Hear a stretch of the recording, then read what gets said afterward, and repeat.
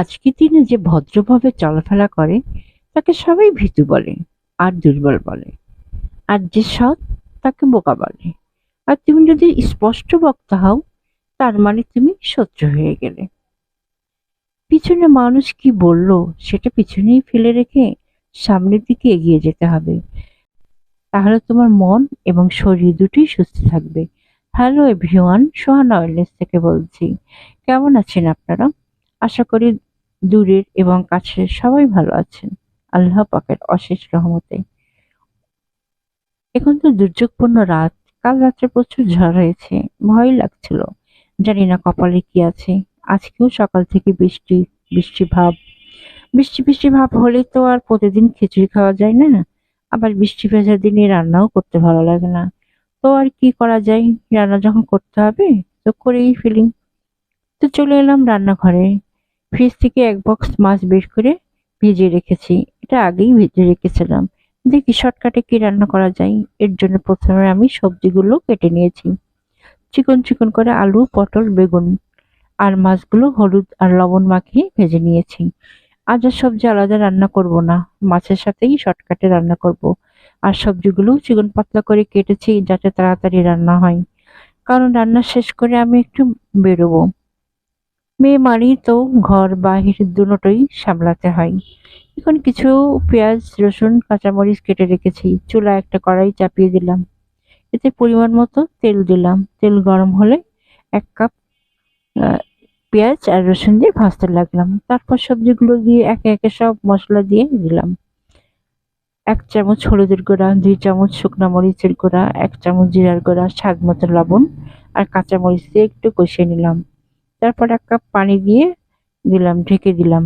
একটু পরে একটু আগলা করে একটু নেড়ে ছেড়ে মাছগুলো দিয়ে দিলাম। ব্যাস হয়ে গেল।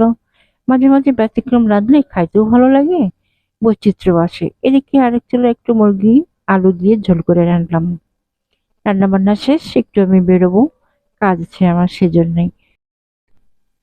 সবশেষে বলি, আপনারা যার যার পরিবার নিয়ে নিরাপদে থাকুন, ভালো থাকুন, সুস্থ থাকুন। আসসালামু আলাইকুম।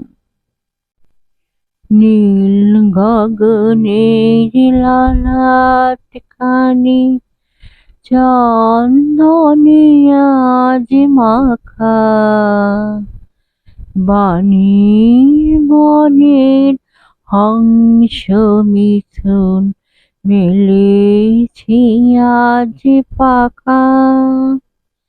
নীল গগনের ললাট খানি চন্দনে আজ মাখা, বাণীর বনের হংস মিথুন মেলেছে আজ পাখা। পারিজাতের কেশর নিয়ে ধরায় শশী ছড়াও কি যে, ইন্দ্রপুরীর কোন রমণী বাসর প্রদীপ জালো।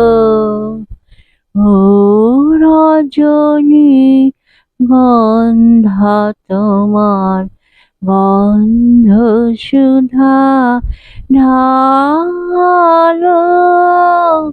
চাঁদের হাসির বাত ভেঙেছে,